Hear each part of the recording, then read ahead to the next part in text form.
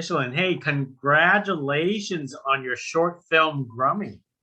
Thank you so much. Me and my husband are just overwhelmed and humbled by the amazing feedback that we've gotten from people, both on a personal and professional level. It honestly makes all the sacrifices worth it, given that so many people have had it move them and touch them like they have.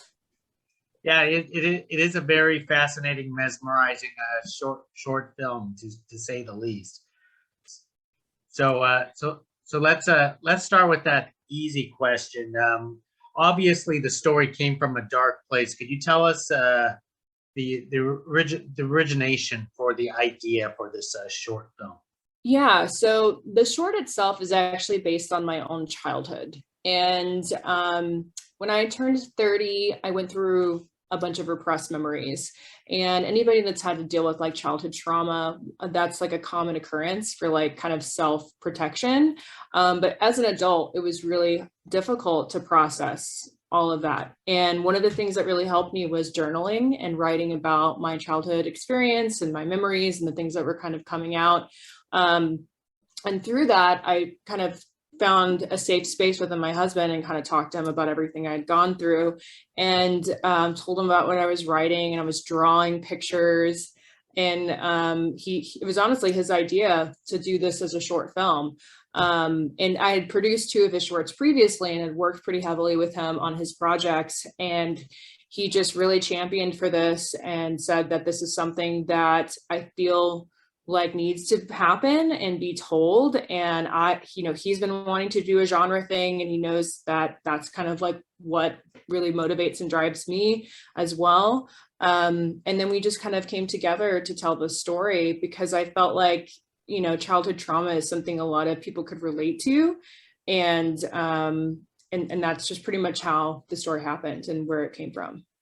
So basically, like imagination is a form of escapism for a minute. Absolutely. I mean, if you think about it, I think that's how a lot of us as children that might have had difficult circumstances, maybe it's abandonment, maybe it's bullying, maybe it's, different forms of abuse or trauma, or loss, grief. It could be a lot of things. I think that a lot of us as children used our imaginations as a place of sanctuary, and it really protected us and kept us going. And if it wasn't for my imagination, if it wasn't for my real Grummy, when I was a little kid, like, I don't know if I'd be here. So I think that it's really important for children and for adults to have creativity and safe spaces and outlets. And I think that's really the message of this, is how important the imagination is. So what was your real Grummy? So my real Grummy was like a mixture of, because I was an only child. I didn't have a lot of friends. I was a latchkey kid. So that meant that I was pretty much left locked in a home by myself for most of my childhood. And my imagination kind of just went wild. So like my toys and my stuffed animals are like kind of my best friends. And I had like a My Pet Monster and this other more obscure toy that was geared towards girls called a Brush of Love, and like Popples. So it was just really a mixture of some of my favorite like 80s toys that I made Grummy, but I would definitely say that my Grummy was probably like My Pet Monster when I was a kid. Like I drug him everywhere and took him everywhere with me. I was so obsessed with him, and my mom thought it was like the ugliest thing she'd ever seen. She hated that toy, like to every inch of her being. And like a lot of kids, unfortunately my Grummy got disposed of, and I think that that ignited my collector mentality into adulthood. I feel like a lot of people that have toys when their parents throw them out without the kids, so traumatizing. You think about it too, like you just throw your kids' toys away without like a conversation, or their like acceptance or knowledge or saying yes. I feel like that's how a lot of us become collectors, because we lost those toys that we loved. So I've been collecting, and I own so many of these toys that I had when I was a kid, since I was a kid. So I'd say probably like as soon as I had my own money, like middle school, I started hunting down all this stuff in thrift stores and flea markets, and it hasn't stopped since. So basically, your path is very similar to like William Hurt's of Hurt's Castle, after his mother died, then he just went all crazy and built Hertz I Castle. mean, I like to think that I didn't really go crazy, but I think like a lot of us that have that nostalgia for our childhoods, like there's something in there that we hold on to, like people that collect Star Wars toys or action figures, like we all kind of have that similar mentality where there's a part of us that really finds peace and like happiness in those childhood moments that we had, and sometimes it's a plastic toy and sometimes it's a stuffed animal, and it's all different things for different people. But yeah, I definitely think that I have the same thing that people, like you could say that about almost every director and creative person out there that has an affinity for things. I'm sure the guys that do Mandalorian probably have one of the most impressive Star Wars collections out there. And I think it comes from their love as children, for those things. And I'm sure at some point maybe they lost one of those toys and it kind of ignited, their passion and obsession with getting them back. Well, let me remark that I have to admire you is that the bookshelves behind you has many things, and I never trust people who have bookshelves and they're bare. Oh yeah, I mean, I've got bookshelves on the other side, and then we have bookshelves in my husband's office, and like it gets to that point where I'm like, okay, I'm out of room, so like how does this work? So we've talked about like figuring out how to convert like certain spaces in our house to like have more bookshelves, because yeah, it's how can you not love books? It's like not liking film or movies. That is true. So now getting to this short film, how did you want to develop this Grummy for yourself? What do you mean, like the film itself, or do you mean physically the Grummy? The Grummy, the creature. Oh, right. Okay. So there's two Grummies. There's the plush toy version, and then there's the full animatronic version. The plush toy version, I designed everything from the beginning myself. So I designed him, and that's, kind of how this all started. And I actually made the pattern with my best friend, Lynn Haga. And her and I just kind of sat down and figured out how to make the pattern. I hand sewed the toy, did everything, dyed the fur, did the initial sculpts for his horns and nose and everything, did the eyes, and then had Yagher Studios cast up final versions of horns and claws and noses based on like photos and things that I sent them of like a rough sculpt that I did, because I kind of dabble in all the things. And then with Kevin Yagher, who at the time had seen two of my husband's short films, came to him at the end of a screening and said, hey, I'd love to work with you guys on something. And we presented the script to him and this project and said, hey, well, this is what we're doing next. If you want to get involved, let us know. At the time, he'd kind of taken a long hiatus from working in film. I think the last thing he did was like the Spiderwick Chronicles, maybe like 10 or 12 years ago. And I think he was doing like outside projects outside of the film industry for some time. So he was really excited at the time to kind of flex some creative muscles and do something that was kind of an original monster, an original character. And it was before he'd gotten signed on to do Bill and Ted.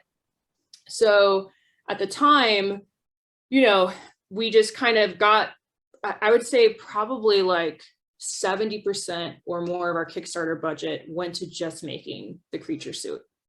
And that there's just one suit. There's a really small team. There's this really amazing woman named Danielle that worked with me at Kyoto Brothers years ago, and it was at Jim Henson Studios. She kind of bounces around. A lot of the creative people that like do everything kind of bounce between different studios. And, no matter who you're talking about, like a Rick Baker or Stan Winston, like they're the heads, they own the business, but they hire all these really talented people to kind of work behind the scenes and actually make everything. So she did the foam fabrication for the bodysuit. She sewed all the pattern pieces for it. She like worked on all the fur, dyeing it, applying, like actually sewing the suit. And then there was a mixture of different sculptors, Jeff Yagher, this gentleman, Mitch, that works at Kevin's shop. And I believe Kevin himself also sculpted some elements on Grummy as well. I think he might have done the head. And Jeff did the hands and the feet. I think Mitch kind of helped both of them with different things as well, because he's a sculptor. So I'd probably say maybe like 5 people worked at most on making the suit. And then this really amazing guy named Jurgen that works at Spectral Motion did all the animatronic effects. But we had such a tight budget. He actually had to use like Kitcraft, which is like a model kit store that used to be in Studio City that just closed down, that I grew up, going to since I moved out here. And he just had to use like really low cost, model kit parts to make all the animatronics. And it took I think it was 4 people, maybe it was 4 people at least, to animate the facial expressions of Grummy. And then Alex Ward, the creature suit actor, who's done amazing work with like the Annabelle and James Wan's franchises, Westworld, American Horror Story. He does the physical body acting of Grummy and then the voice acting. So he's wearing an animatronic like scalp. It was like a skull cap, and then the head sits on that, and then it's run by the puppeteers, and everybody kind of has to figure out how to move and dance together. When we did Grummy, we knew we wanted all practical effects. At the time, we were like, well, we could do it with like a makeup appliance and still do a fur suit. If you look at the old 1920s Bella Betts, that's just a man in a makeup, and it's really beautiful. My friends Lou and Dave Elsey designed the practical makeup for Beauty and the Beast that unfortunately wasn't used, but you can look it up online. All that stuff's been leaked now, and it's incredible, and it's just facial appliances. So there's a lot that can be done without animatronics too, but if you get an opportunity to do it, we did it. We had one suit, we had one shot, so if this thing broke, we were gonna be in a really tough place. So there's no CGI with the Grummy suit or anything. That's all practically done. Now, the word animatronic seems like such a lost word now these days. I mean, Right. It's been decades since I played around with animatronics myself. But what do you think about that lost form of art? Because everyone likes to do CGI this, CGI that. Well, I think what you're saying is has been true for probably the last 10 or 15 years, but thank goodness for shows like The Mandalorian. Honestly, we owe the revival of practical effects to that show right now, because everyone being so obsessed with the Baby Yoda. I mean, I'm still going to call it Baby Yoda regardless of whatever they're calling it. It just sounds cuter. I literally have one on my shelf. I'm like staring at it, like animates its little toy. Everyone just fell in love with this thing, because as much as you do CGI, the uncanny valley is something that you can't really get away from. And it's just impossible for an actor to have the same reaction to something that's just a tennis ball. Like, I know there's some ways of never getting around it when you're doing giant dragons, huge pieces. Not everybody's got Jurassic Park money. But at the same time, when there's something physical there that can be done, sometimes it's honestly cheaper. It's cheaper to do practical. You have your actors have something to respond and react to. And I think it really kind of comes down to the directors knowing what they're going to shoot and know what you're storyboarding, so you know what you're doing every day. That I feel like people have gotten maybe comfortable with the fact that like, oh, we'll just fix stuff in post and we'll just CGI that, and we can change things and we can make whatever we want. We can make the actors appear. I mean, I get it that that's definitely very much like the Marvel, superhero movie world is very CGI heavy for obvious reasons, because they do such epic things. But at the same time, like, there's so much room for practical stuff, and it just comes to the fact that like people have to do the planning and the work to make that stuff live in those spaces. And I think also J.J. Abrams was like a huge advocate for that when he started the Star Wars series again. Like, so much of that was puppets and people in suits and masks and everything. And I just, there's something magical about practical stuff that like, no matter how good the CGI gets, it still doesn't have the same effect, I feel like. So hypothetically, if someone comes up to you right now and says, "Hey, we're gonna give you unlimited amount of money for Grummy," you would not change a thing, or you would? Well, I think that, well, first, this is a tough project to put an unlimited amount of money in because, it's a dark fantasy film. There's not a lot of those that have really ever been made. There's very few. I think you can count them on both your hands. So I don't really ever think that someone's going to come with unlimited money for us for this. But I think if we had like a real budget, yeah, we still want to have Grummy be practical. I would like him to still be able to do things that practically a suit performer could do, not like run and jump and do all these crazy acrobatic things. And I love, the biggest inspirations for our sets was Quite On, which is this really beautiful old, like kind of Japanese ghost story movie. And it has like an acknowledged artificiality that's really great. And I think if you're thinking of a kid making a fantasy world, it kind of is like a pop-up book. So it should have some fakeness to it. But obviously we would love like 360 sets that we could shoot in and not like, here's one set, we can only shoot it from one direction unless we move all this stuff around. You have to be creative. But yeah, I would love, if you look at Legends, what Ridley Scott did with that, and you see the behind the scenes of those sets, man, that's the dream, to like build a whole world that everybody can live in and exist in. And that's just amazing. I think that any filmmaker that gets the ability to build a world that their story gets to exist in, like that's such an incredible experience and like kind of a once in a lifetime thing that you can only dream of being able to do. Now, let me not forget, let's talk about the little girl you casted, Violet, for the role. Did you have to search hard for a girl like that to be in your short film?